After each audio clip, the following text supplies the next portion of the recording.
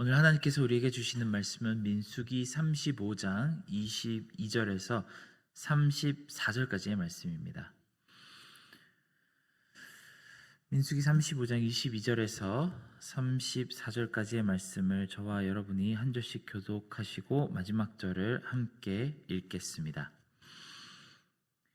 악의가 없이 우연히 사람을 밀치거나 기회를 엿봄이 없이 무엇을 던지거나 보지 못하고 사람을 죽일 만한 돌을 던져서 죽였을 때에 이는 악의도 없고 해하려 한 것도 아닌즉 회중이 친 자와 피를 보복하는 자 간에 이 규례대로 판결하여 피를 보복하는 자의 손에서 살인자를 건져내어 그가 피하였던 도피성으로 돌려보낼 것이요 그는 거룩한 기름 부음을 받은 대제사장이 죽기까지 거기 거주할 것이니라. 그러나 살인자가 어느 때든지 그 피하였던 도피성 지경 밖에 나가면 피를 보복하는 자가 도피성 지경 밖에서 그 살인자를 만나 죽일지라도 피를 흘린 죄가 없나니 이는 살인자가 대제사장이 죽기까지 그 도피성에 머물러야 할 것임이라. 대제사장이 죽은 후에는 그 살인자가 자기 소유의 땅으로 돌아갈 수 있느니라. 이는 너희 대대로 거주하는 곳에서 판결하는 규례라. 사람을 죽인 모든 자 곧 살인한 자는 증인들의 말을 따라서 죽일 것이나 한 증인의 증거만 따라서 죽이지 말 것이요 고의로 살인죄를 범한 살인자는 생명의 속전을 받지 말고 반드시 죽일 것이며 또 도피성에 피한 자는 대제사장이 죽기 전에는 속전을 받고 그의 땅으로 돌아가 거주하게 하지 말 것이니라. 너희는 너희가 거주하는 땅을 더럽히지 말라. 피는 땅을 더럽히나니 피 흘림을 받은 땅은 그 피를 흘리게 한 자의 피가 아니면 속함을 받을 수 없는. 함께 읽겠습니다. 너희는 너희가 거주하는 땅 곧 내가 거주하는 땅을 더럽히지 말라. 나 여호와는 이스라엘 자손 중에 있음이니라. 아멘. 어제의 말씀에 이어 오늘 본문의 말씀에서도 도피성에 관한 이야기를 계속하고 있습니다. 잠깐 복습을 해보자면 하나님께서는 의도하지 않은 죄를 지은 사람에게 피해 복수를 당하지 않게 하기 위해서 이스라엘 여러 성읍들 가운데 6개를 도피성으로 두고 이곳에 들어오는 사람들을 법적으로 보호받을 수 있는 장치를 마련해 주셨습니다. 여기서 중요한 것이 있다면 불식간에 죄를 지은 사람이어야 도피성을 사용할 수 있다는 점입니다. 누군가를 죽일 의도가 전혀 없었는데 정말 불의의 사고로 누군가를 죽이게 된다면 그런 경우에 보호를 받을 수 있다고 합니다. 만일 죽일 의도가 다분했다는 것이 밝혀진다면 살인의 죄를 적용해 처벌을 받아야 합니다. 모세가 받은 이 율법은 고대 근동의 많은 법들과 비슷하게 이에는 이, 누에는 눈의 법칙을 가지고 있었습니다. 그러니 누군가의 생명을 잃게 하였다면 당연히 그 벌은 사형으로 처해지곤 했습니다. 오늘의 말씀에 보아도 이렇게 가르치죠. 30절과 31절에 사람을 죽인 모든 자 곧 살인하는 자는 증인들의 말을 따라서 죽일 것이나 한 증인의 증거만 따라서 죽이지 말 것이요 고의로 살인죄를 범한 살인자는 생명의 속전을 받지 말고 반드시 죽일 것이며 라고 합니다. 그러니 오늘의 말씀에는 죄로 인해 악심으로 사람을 죽인 자는 도피성의 은혜를 얻을 수 없다는 것을 분명히 말하고 있습니다. 하지만 살다가 보면은 뜻하지 않은 사고를 피할 수 없을 때가 있죠. 그럴 때 피할 수 있는 곳이 바로 도피성이었습니다. 도피성을 이용하는 방법은 누군가 실수로 살인을 저지르게 되었을 때 재빨리 가장 가까운 곳에 있는 도피성으로 도망쳐서 이 사건의 고의성이 없었음을 증거와 증인을 통해 입증받아야 했습니다. 이 증거와 증인이 보증을 회중이 인정하면 살인 저지른 사람은 제사장에게 죽인 사람에 대한 생명의 속전을 드려야만 했습니다. 하지만 이대로 자기 일상으로 되돌아갈 수는 없었습니다. 자기가 지금까지 가꾸던 땅, 집, 사업, 이 가정에서 떠나서 도피성에 머무르며 봉사해야만 했었습니다. 이것은 용서를 받았다고는 해도 전혀 쉬운 일이 아니었습니다. 특히나 이제 곧 가나안 땅을 기업으로 받을 사람들 입장에서는 이마저도 굉장히 큰 손실을 감수해야 하는 일입니다. 새롭게 받은 땅, 젖과 꿀이 흐르며 씨를 뿌리면 놀라우리만치 풍성한 소산이 나오는 그런 기업을 받았습니다. 그렇다면 신이 나서 집도 짓고 밭도 갈고 열심히 발전을 시켜서 주어진 땅에서 나오는 소출을 대대손손 누려야 할 것입니다. 그런데 이 오랜 시간 동안 도피성에 숨어 있느라고 주어진 땅을 개간하지 못하고 방치해 두어야 한다면 그만큼 크게 뒤처질 수밖에 없습니다. 제가 군대에 있을 때 이 말씀이 조금은 이해가 가는 일이 있었습니다. 큰 한미 군사 훈련을 한다고 한 2주 정도 저희 부대가 파견 근무를 갔던 적이 있습니다. 그때가 지금처럼 6월이었는데 훈련하는 동안 비가 몇 차례 내렸던 기억이 납니다. 그래서 다시 2주 후에 부대로 되돌아와 보니까 잡초가 무성하게 자라났고 모래만 있던 깨끗하던 연병장이 거의 잔디구장처럼 변해 있었습니다. 안 그래도 훈련 다녀와서 많은 장병들이 휴가도 가고 지쳐 있었는데 다녀오자마자 가장 먼저 만사를 제쳐두고 해야 했던 일은 끊임없는 작업이었습니다. 무성하게 자란 풀도 다 깎고 치우고 깨진 부분을 수리하는데 꽤나 많은 시간이 필요했었습니다. 그 후에야 비로소 부대가 조금 쓸만해졌던 기억이 납니다. 사람 사는 곳이 조금만 관리하지 않아도 이렇게 빠르게 망가지는데 몇 주도 아니고 몇 년 혹은 몇십 년 동안 방치할 수밖에 없다면 되돌아왔을 때는 거의 처음부터 다시 시작해야 되는 커다란 수고가 들어가게 됩니다. 도피성에 도망쳤던 사람, 아무런 의도가 없이 실수로 사람을 죽게 만든 범인은 사건의 고의성이 없다는 것이 판명난 다음에도 자기 집에 돌아가지 못하고 도피성의 주민으로 살아가야만 했고 그곳에서 봉사해야만 했습니다. 그 죽은 사람이 아무리 사고이자 실수였지만 그의 생명을 기억하며 자기 삶도 오랜 기간 동안 포기해야만 하는 무거운 심판이 기다리고 있었습니다. 그러니 살인이란 이 죄는 아무리 실수로 저질렀다고 해도 가볍게 생각할 수가 없었습니다. 내 삶과 터전과 그 일이 가정이 정말 중요하다면 최대한 사고가 나지 않도록 모두가 최선을 다해서 노력해야 한다는 가르침 또한 이 율법 안에 어느 정도 담겨 있습니다.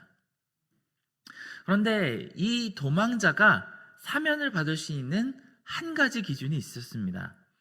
그들은 많은 재물을 낸다고 해서 사면을 받을 수 있는 것이 아니었습니다. 지금 사법 시스템처럼 성실하게 수감생활 잘 해서 모범수가 된다고 풀어주는 것도 아니고 왕이나 권세자에게 잘 보여서 사면받을 수 있는 것도 아니었습니다. 이스라엘 사회의 회중들이 민주적인 방식으로 사면받을 사람을 선택할 수 있었던 것도 아닙니다. 정말 독특하게도 오늘 말씀은 대제사장이 죽으면 사면을 받을 수 있다고 가르칩니다. 그 전에는 무슨 방법을 사용해도 사면을 받을 수가 없습니다. 만일 사면받지 못한 사람이 성 밖에 나가 자기 성읍으로 들어가 다른 지역으로 돌아다닌다면 복수하는 사람이 그를 죽여도 법적인 보호를 받을 수 없다고 합니다. 그러니 마치 도피성은 목숨을 보존해주는 보호장치이자 동시에 감옥의 역할을 하는 곳이었습니다. 이상하게도 도피성에 들어가는 사람들은 다른 범죄로 들어가는 것이 아니라 누군가를 죽게 만든 일로 인해 들어가게 됩니다. 그런데 그 밖으로 나올 수 있는 유일한 방법 또한 누군가의 죽음을 인해 나올 수 있게 됩니다. 이 말씀 속에 담긴 도피성의 율법을 곰곰이 묵상해 보면서 우리는 복음을 전해 듣게 됩니다. 죽어야 마땅한 죄를 지은 죄인들이 하나님의 은혜를 받아서 도피성에서 처벌을 잠시 피할 수 있게 됩니다.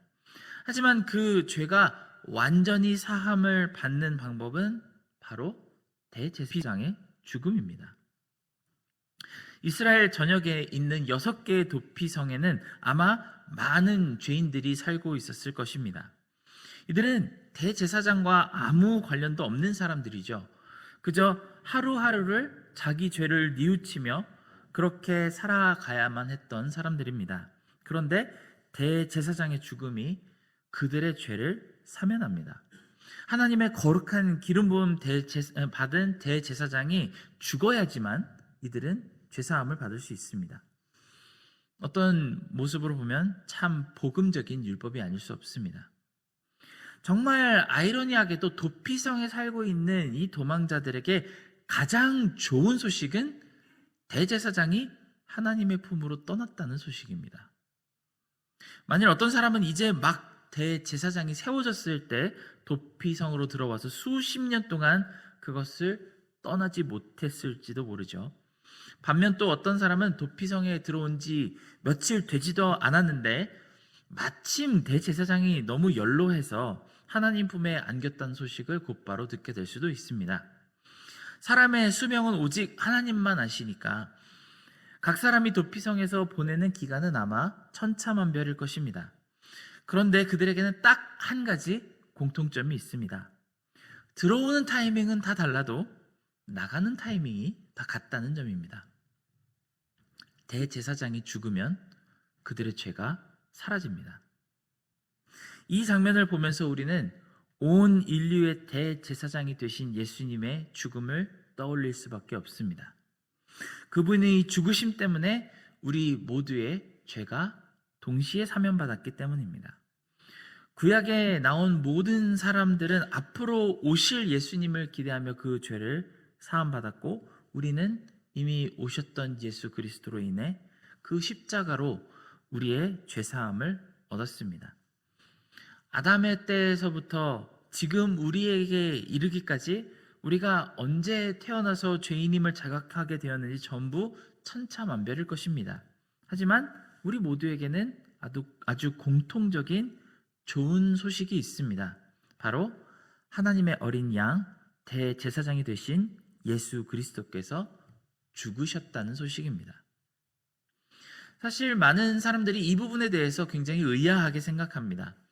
2000년 전에 골고다 언덕에서 사형당했던 한 청년의 죽음이 어떻게 지금 나의 영혼을 구원할 수 있는지 물어봅니다. 도저히 논리적으로 그것이 이해가 가지 않는다고 반문합니다. 그런데 이것을 이해하는 것이 중요할까요? 하나님의 율법에 대제사장이 죽으면 사면받는다라고 정하셨고 결국 대제사장이 죽임당했다는 소식을 전해 받았습니다. 그래서 감옥의 문이 활짝 열렸고 드디어 이제 우리는 상속받은 땅으로 나아가서 복을 받는 길이 다시 열렸습니다.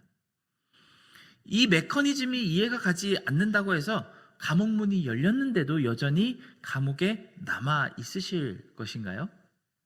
아마 그것은 굉장히 바보 같은 선택일 것입니다. 감옥 문이 열린 것을 보고 할렐루야 나를 용서하신 분께 감사합니다 하고 외치며 감옥 문을 박차고 나오는 것이 가장 현명한 선택일 것입니다. 여기서 한 가지 상상을 덧붙여 보겠습니다. 말씀에 보면 도피성이 모두 6개라고 합니다. 만약 이 중에 내가 속한 도피성에는 대제사장의 부고가 전해져서 감사하게 자유를 얻고 나왔다고 하겠습니다. 그런데 다른 도피성 몇몇에는 이 소식이 전해지지 않아서 아직도 나오지 못하고 있는 사람들이 있다는 이야기를 듣게 된다면 어떻게 해야 할까요? 그렇다면 빨리 그 도피성으로 달려가서 소식을 전해야 하지 않겠습니까? 대제사장이 하나님의 품에 안겼답니다. 여러분 모두 자유가 되셨으니 이제 얼른 나와서 상속받은 땅으로 돌아가십시오라고 알려줘야 되는 것이 맞지 않겠습니까? 만약에 그 소식을 내가 못 믿겠다고 나는 괜히 헛소문 믿고 나갔다가 죽기 싫다고 버티는 사람은 그저 놔두셔도 됩니다. 하지만 그 소식을 듣고 죄의 업보에서 해방되어서 눈물을 흘리며 내게 이 기쁜 소식을 알게 해주셔서 감사합니다라고 반응을 할 사람들을 위해서라도 이 소식을 듣지 못한 도피성으로 우리는 가야만 할 것입니다. 사실 성경에는 이 도피성 말고도 예수님의 죽음으로 인한 복음을 의미하는 많은 상징들과 장치들이 숨어져 있습니다.